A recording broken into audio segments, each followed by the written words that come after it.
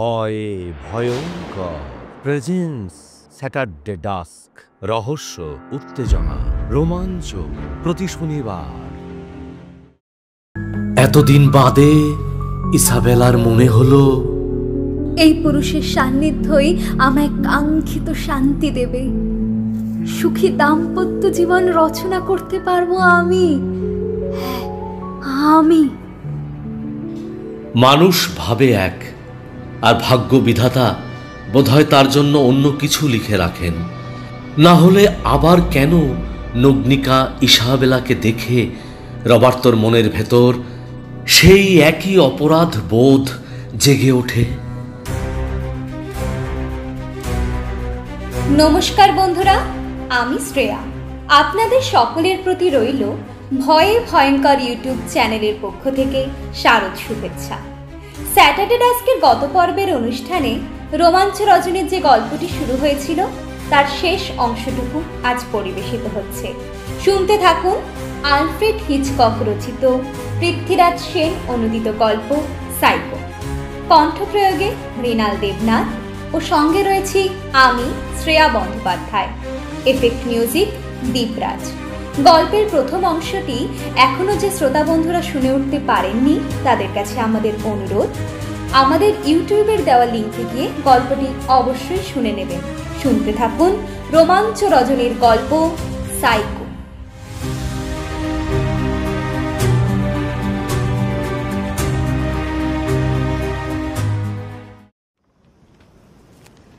কথা রেখেছিলেন রবার্তো সত্যি সত্যি। ভয়াল ভয়ঙ্কর রোমাঞ্চকর সেই রাতের সেই ঘটনার কথা আজীবন সে মনে রাখবে। পরদিন সকালে পৃথিবীর কোথাও মেরিনিয়াকে খুঁজে পাওয়া যায়নি। হ্যাঁ, সেই মেরিনিয়া যাকে ভালোবেসেছিলেন জীবনের প্রথম নারী শার্লের পর, যে মেরিনিয়াকে মন দেওয়া নেওয়ার পর বিবাহ বন্ধনে আবদ্ধ হয়েছিলেন। এক ছাদের নিচে বেশ কিছুদিন কাটিয়েছিলেন। এক বিছানায় কত রোমাঞ্চকর অনুভূতি তার মননে মিশে গেছে। সেই মেরিনিয়াকে আর খুঁজে পাওয়া যায়নি। পুলিশ সূত্রে বলা হয়েছিল মাঝরাতে হঠাৎ এক দৈব দুর্ঘটনায় সমুদ্র সাগরের অতল তলে তলিয়ে গেছেন তিনি।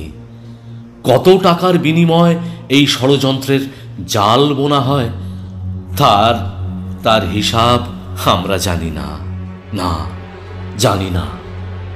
অথচ আমরা জানি রবার্তো কিন্তু আগের থেকে আরো বেশি হৃদয়হীন হয়ে গেছে। এখন তিনি মহিলাদের প্রতি আরো বেশি নৃশংস হয়ে গেছেন। কারো সাহচর্য আর সহ্য করতে পারেন না। পিতার তৈরি করা ব্যবসা বুটিকের দোকানে মাঝে মাঝে বসে থাকেন, কিন্তু চোখের কোণে কোথায় খেলা করে এক আশ্চর্য বিষণ্ণতা। এই পৃথিবীর সবকিছুর প্রতি তার তীব্র অনীহা। রবার্তোর পিতা লুইয়ের এখন বয়স হয়েছে। একমাত্র সন্তান রবার্তো, তাকে ঘিরে কত না স্বপ্নের জাল বোনা। লুই বুঝতে পারছেন রবার্তোর মানসিকতার মধ্যে কোথায় একটা বিপর্যয় ঘটে গেছে।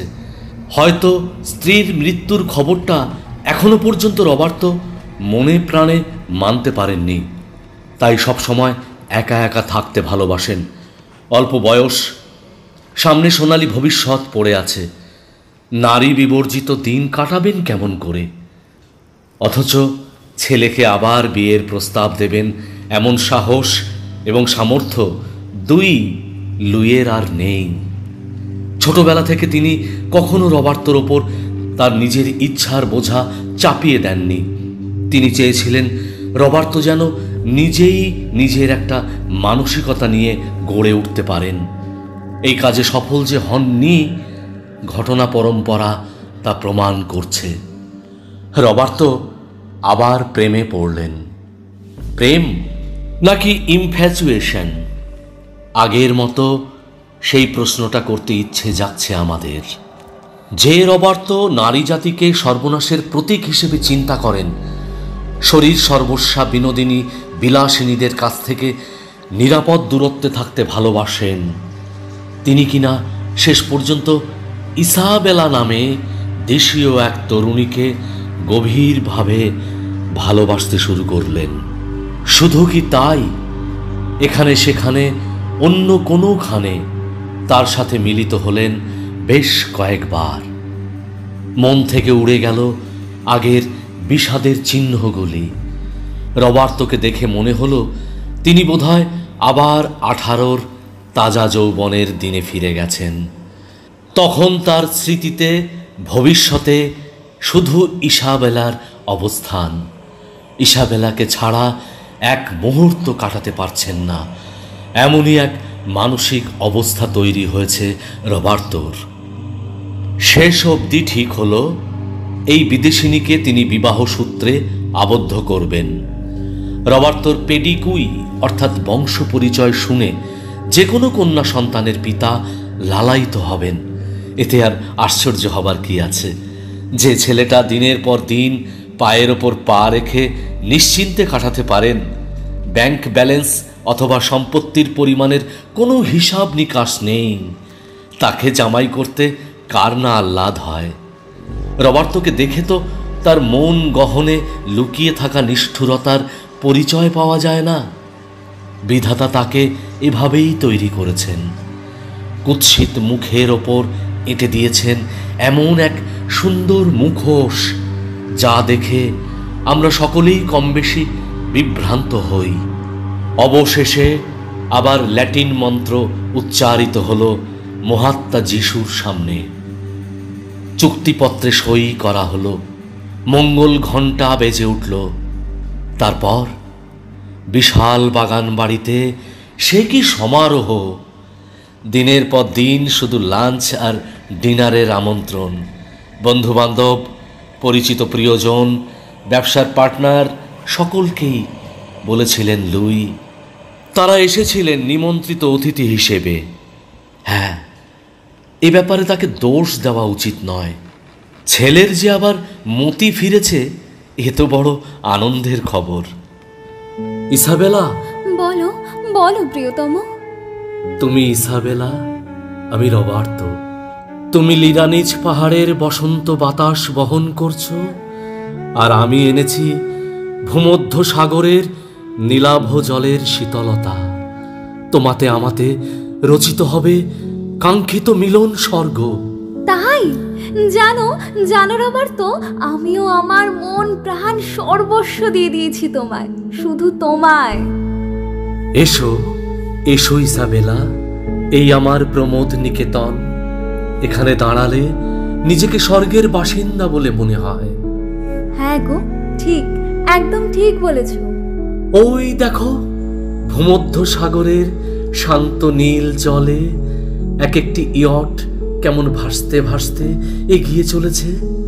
প্রতিটি প্রমোদ তরণীতে রাত নেমে আসে বাসনা কামনার হাজার পসরা সাজিয়ে। সুন্দরী তমাদের শরীর থেকে শেষ আচ্ছাদন অপহরণ করা হয়। নগ্নিকা কন্যারা হো হো হাসিতে হেসে ওঠে। তুমি ইসাবেলা, আমি তৃষিত তাপিত চোখে তোমার দিকে তাকিয়ে আছি। তুমি কি নিজেকে নিজেকে একবার উন্মুক্ত করবে না? না, আমি আমি আয়না পথে তোমার দিকে অপলক দৃষ্টিতে তাকিয়ে থাকব। তোমার কামনার সুধা আমি পান করব। তোমার কামনা সুধা পান করে আমি আমি মাতাল হব। তুমি তুমি কিন্তু আমায় আমায় দোষ দিতে পারবে না। না, কেন দোষ দেব? তুমি যে আমার, আমিও যে শুধুই তোমার। Isabella, Roberto. সব অর্থে ইসাবেলাকে কামুক বলা যায়। তার পায়ের পাতা থেকে মাথার চুল অবধি কামনার আমন্ত্রণ। রবার্তো বুঝলেন, হাসলেন এবং ইচ্ছে করেই ইসাবেলার হৃদসাগরে সাঁতার কাটলেন। ইসাবেলার হৃদসাগরে এপার ওপার পাওয়া যায় না। সেখানে রবার্তো এক শিক্ষানবিশ সাঁতারু ছাড়া আর কেউ নন। দেখতে দেখতে 2 মাস কেটে গেল অনাসাদিত আনন্দের প্লাবনে অবগাহন করে। একে অন্যকে পেয়ে সম্পূর্ণ পরিতৃপ্ত। ইসাবেলার ফেলে আসা দিনগুলি খুব একটা ভালো নয়। ইতিমধ্যে দুবার বিয়ের আসরে বসতে হয়েছিল তাকে। একবার লিভ টুগেদার করেছেন। এতদিন বাদে ইসাবেলার মনে হলো এই পুরুষের সান্নিধ্যই আমায় কাঙ্ক্ষিত শান্তি দেবে। সুখী দাম্পত্য জীবন রচনা করতে পারবো আমি। হ্যাঁ, আমি। মানুষ ভাবে এক, আর ভাগ্য বিধাতা বোধহয় তার জন্য অন্য কিছু লিখে রাখেন। না হলে আবার কেন নগ্নিকা ইসাবেলাকে দেখে রবার্তোর মনের ভেতর সেই একই অপরাধ বোধ জেগে ওঠে? কোনো এক অজ্ঞাত কারণে তখন তিনি ইসাবেলাকে মোটেই আর সহ্য করতে পারছেন না। আবার সেই কঠিন শপথ, যে করি হোক এই মেয়েটিকে কাল সূর্য ওঠার আগে পৃথিবী থেকে চিরকালের মতো সরিয়ে দিতে হবে। কিন্তু কি করে? এবার কোন ষড়যন্ত্রের জাল বুনবেন তিনি, ঠিক বুঝতে পারা যাচ্ছে না। এই অঞ্চলে রবার্তোর বিশাল প্রতিপত্তি, কিন্তু এক ঘটনা বারবার ঘটানো যায় কি? নতুন কিছু ভাবতে হবে, এমন কিছু যা পুলিশ দেখে সন্দেহ পর্যন্ত করতে পারবে না। এত বড় একটা লাশ সরাবেন কি করে? কোথায়? ভাবতে ভাবতে বেশ কয়েকটা দিন অনিদ্রিত অবস্থায় কেটে গেল বেচারি রবার্তোর। শেষ অবধি তিনি একটা নতুন পন্থা আবিষ্কার করলেন। কি সেই পন্থা? নিয়মিতভাবে খাবারের সাথে অল্প অথচ মারাত্মক বিষ মিশিয়ে দেওয়া। মানুষের জীবনী শক্তি ক্রমশ কমে আসবে। শেষ পর্যন্ত মানুষ তলিয়ে যাবে ঘুমের অতলে। সেই ঘুম আর কখনো ভাঙবে না। হ্যাঁ, আর কোনো দিন ভাঙবে না। বুঝতে পেরেছিলেন ইসাবেলা। এখন শেষ প্রহর ঘনিয়ে এসেছে তার। না, চোখ থেকে অনুশোচনার চাউনি ছিটকে বেরোয়নি। তিনি তো ইচ্ছে করেই এই ফাঁদে পা দিয়েছিলেন। এখন কাকে দোষারোপ করবেন? অবশেষে একদিন সত্যি সত্যি নীল হয়ে গেল তার সমস্ত শরীর। অতি সাবধানে তাকে সমাহিত করলেন রবার্তো। একদিন মাঝরাতে হেসে উঠলেন হো হো করে পৈশাচিক হাসিতে।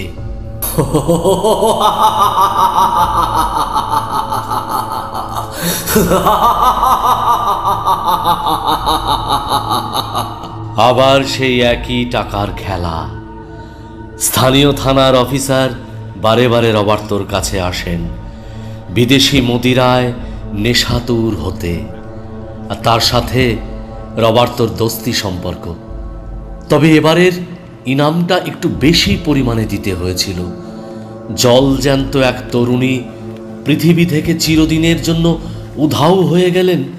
পুলিশের মুখ চাপা দিতে গেলে যথেষ্ট অর্থ লাগবে বই কি। রবার্তো আবার ফিরে গেছেন রোম শহরে। অতীতের স্মৃতি প্রতি মুহূর্তে তাকে তাড়া করছে। অনিয়ন্ত্রিত জীবনযাপনে অভ্যস্ত হয়ে পড়লেন রবার্তো। আগে নাইট ক্লাবে খুব একটা যেতেন না। ঘরের মধ্যে বসে বসে একা স্বপ্নের জাল বুনতেন। এখন বেপরোয়া উদ্দাম জীবন তাকে ডাক দিল নাইট ক্লাবের সুন্দরী শ্রেষ্ঠার দল, যারা হাতের ছলাকলা জানে কিভাবে পুরুষের মাথা চিবিয়ে খেতে হয়, কিভাবে ঠোঁটের কোণে দুষ্টু হাসির ইশারা এনে তাদের হিল পকেট থেকে সন্তর্পণে মরক্কো চামড়ার ব্যাগখানি লুট করতে হয়। হ্যাঁ, তারাই জানে। একটার পর একটা ডলার গুছিয়ে নিতে হয়, পুরে দিতে হয় প্যান্টির আড়ালে লুকিয়ে থাকা এক গোপন কুঠুরির মধ্যে। ঠোঁটের কোণে নীলাভ হাসির টুকরো এনে বলতে হয়, ডার্লিং, আর কতক্ষণ নিজেকে এভাবে গুটিয়ে রাখবে? আমি যে একা একা বড্ড বেশি বোর হয়ে যাচ্ছি। Please come on enjoy. Ellen Margarita, British তনয়া, এয়ার হোস্টেস। কোনো এক অশুভ মুহূর্তে রবার্তোর সঙ্গে তার অন্তরঙ্গ আলাপন। সেই আলাপচারিতা অতি দ্রুত শরীর সম্পর্ক পর্যন্ত পৌঁছে গেল। একে অন্যকে পেয়ে তৃপ্ত হয়েছেন, এ কথা জোর গলায় বলা যায়। কিন্তু মার্গারিটা জানতেন না যে এই তৃপ্তি শেষ পর্যন্ত তাকে অন্ধকার নরকে ঠেলে দেবে। যা অনুমান করা হয়েছে তা সত্যিই বলে প্রমাণিত হলো। মার্গারিটা তখন আরও বেশি করে রবার্তোকে ভালোবাসছেন, রবার্তোকেই জীবন সঙ্গী করবেন বলে এমন একটা শপথ নিয়েছেন। রবার্তোর বাড়ির প্রেক্ষাপট সম্পর্কে মার্গারিটা অবহিত ছিলেন। এমন ছেলেকে পাত্র হিসেবে পাওয়া তো গর্বের বিষয়। পাড়া প্রতিবেশীও একথাই বলতে থাকে। এলো বিয়ের সেই শুভ মুহূর্তটি। আবার বেজে উঠল বৃন্দবাদন। ল্যাটিন ভাষায় উচ্চারিত হল মহামিলনের মহামন্ত্র। এলো প্রতীক্ষিত সোহাগ রাত, যার জন্য সকলের মন উদ্বিগ্ন চিত্তে অপেক্ষায় থাকে। যদিও রবার্তো এর আগে দুবার এমন মুহূর্তের সাক্ষী ছিলেন, কিন্তু এবারেরটা বোধহয় একেবারে আলাদা। লোকমুখে শুনেছিলেন ব্রিটিশ মেয়েদের মধ্যে এক অজানা আভিজাত্য বোধ লুকিয়ে থাকে। দুষ্টুমির চরম শিখরে উঠতে তাদের তীব্র অনীহা। নিজের পৌরুষের উপর সীমাহীন আস্থা আছে রবার্তোর।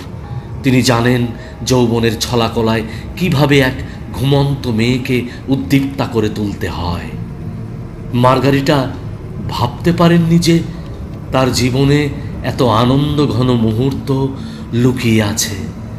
হ্যাঁ, তিনিও প্রতি ক্ষেত্রে সাড়া দিয়েছেন এক অনুভবী মহিলার মতো। হ্যাঁ, রবার্তো, ভাবতেই পারি না আমার জীবনে তুমি আসবে। তোমায় নিজের করে পাবো আমি, একদম নিজের করে। হ্যাঁ, রবার্তো তাকে পেয়েছিল একেবারে নিজের করে। তাই তো মনের মণিকোঠার ক্যানভাসে ওই রাতটির স্মৃতি চিরকালের জন্য মনের ফ্রেমে বাঁধিয়ে রেখেছিল রবার্তো। হ্যাঁ, দেখতে দেখতে দিন কেটে যায়। ইদানিং আর বুটিক শপে বসতে ভালো লাগে না রবার্তোর। স্ত্রীকে সঙ্গে নিয়ে বেশ কিছুদিন বেরিয়ে এলেন কন্টিনেন্টের নানা দেশ থেকে। লন্ডন শহর, মার্গারিটার বাপের বাড়ি, ছবির মতো সাজানো।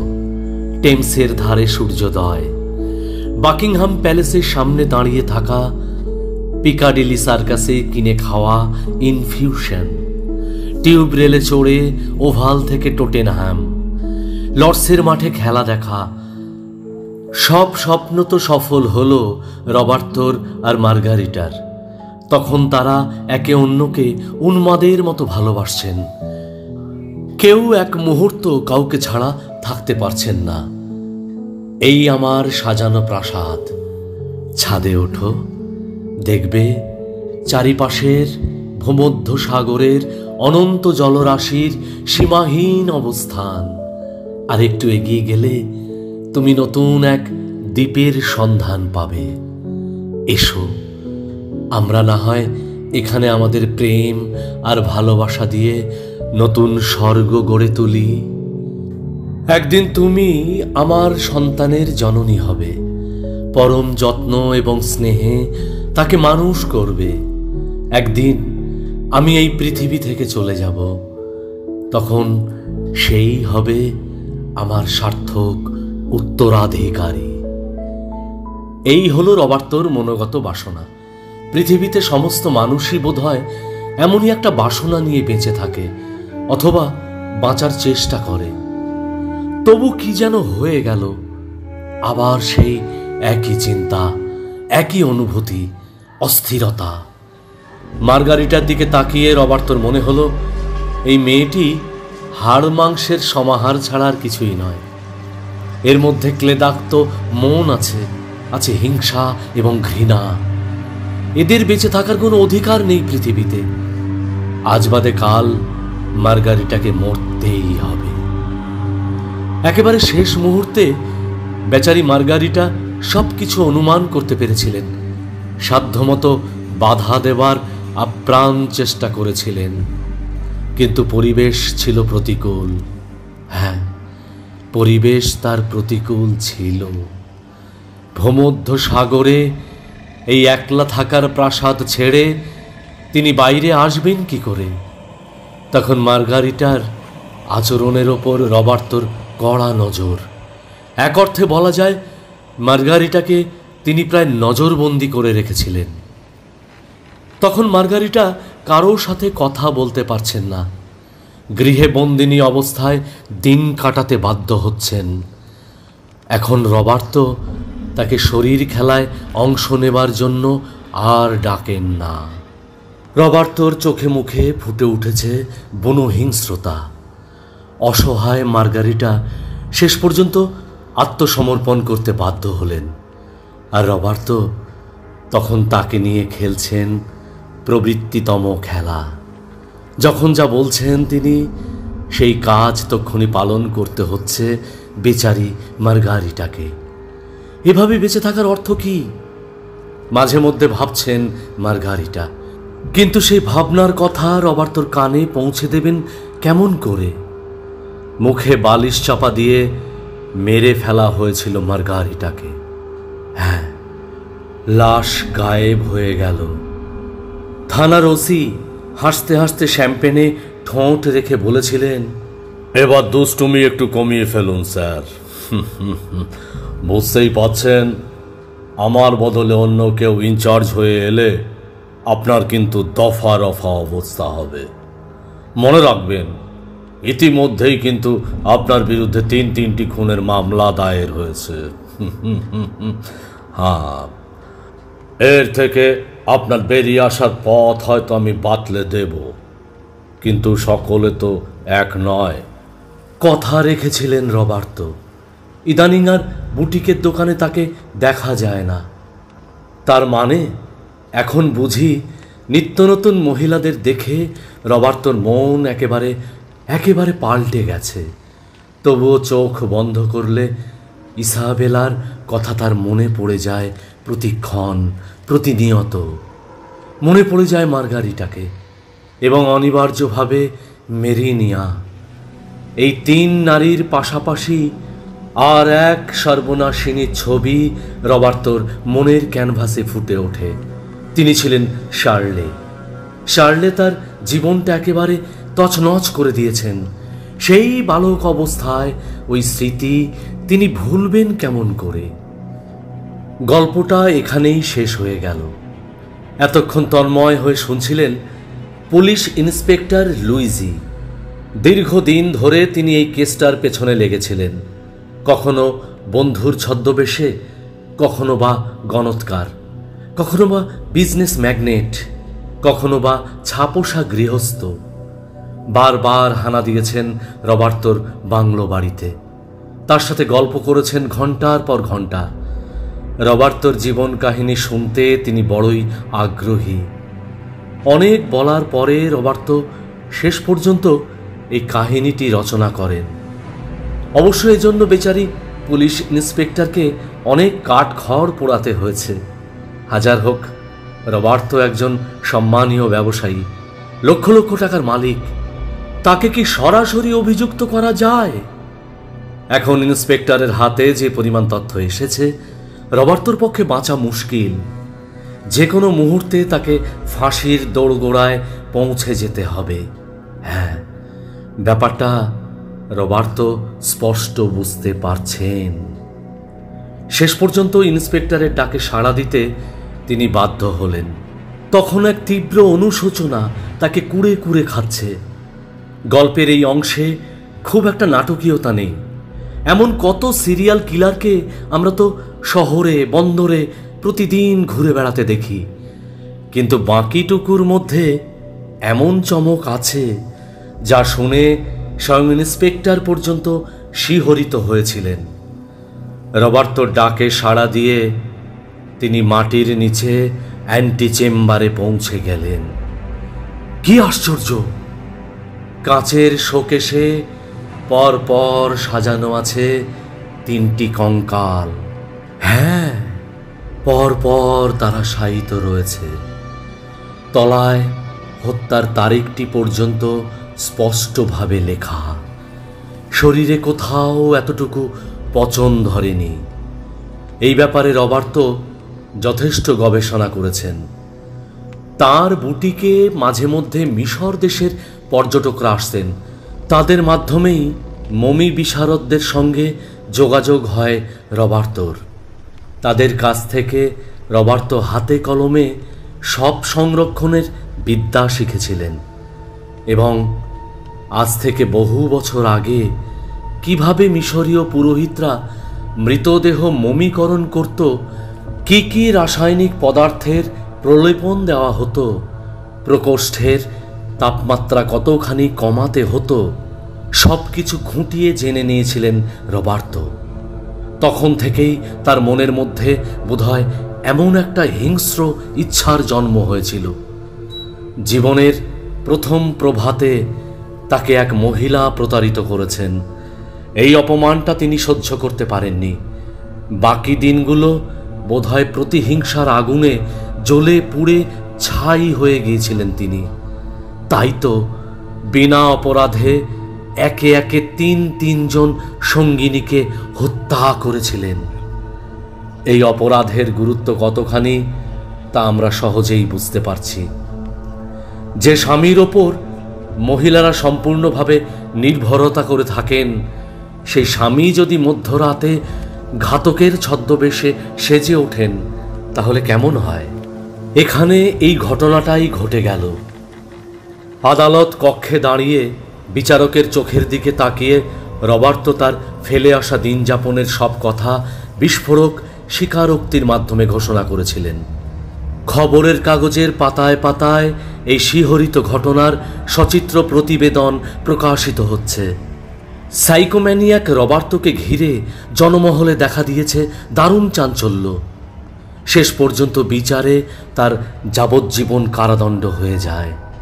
জানি না নির্জন কারাকক্ষে বসে দূর আকাশের দিকে তাকিয়ে তিনি দীর্ঘশ্বাস ফেলতেন কিনা, নাকি তখনও মনে পড়ে যেত শার্লি নামের ওই মিস্ট্রেসকে, যে ভদ্রমহিলাকে রবার্তো কখনো ক্ষমা করতে পারেননি।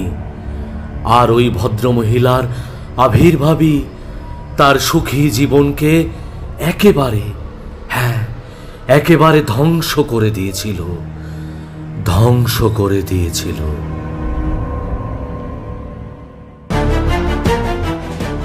শেষ হলো আজকের আমাদের গল্প সাইকো। শ্রোতা বন্ধুদের কাছে আমাদের অনুরোধ, আমাদের গল্প আপনাদের কেমন লাগলো সেটা কমেন্ট করে জানাতে ভুলবেন না। কিন্তু যদি আমাদের গল্প আপনাদের ভালো লাগে তাহলে গল্পটিকে একটি লাইক করে আপনার প্রিয় মানুষদের সঙ্গে গল্পটি শেয়ার করে নেবেন। একযোগে আমাদের অনুষ্ঠান প্রতি সপ্তাহে রিলিজ হয়ে চলেছে আমাদের ফেসবুক, ইনস্টাগ্রাম আর ইউটিউবে। ইউটিউব শ্রোতা বন্ধুদের কাছে আমাদের অনুরোধ, ভয়ে ভয়ঙ্কর চ্যানেলটির প্রতিটি পর্বের নোটিফিকেশনস সবার আগে পাওয়ার জন্য আমাদের চ্যানেলের পাশে থাকা বেল বাটনটি ক্লিক করে অল নোটিফিকেশনস অপশনটি অন করে রাখতে। সবাইকে জানাই শারদ উৎসবের প্রীতি ও শুভেচ্ছা। সকলের পুজো ভালো কাটুক, সবাই সুস্থ থাকবেন। দেখা হচ্ছে আগামী পর্বে রহস্য রোমাঞ্চে ভরা একদম নতুন একটা গল্পের সঙ্গে। ধন্যবাদ।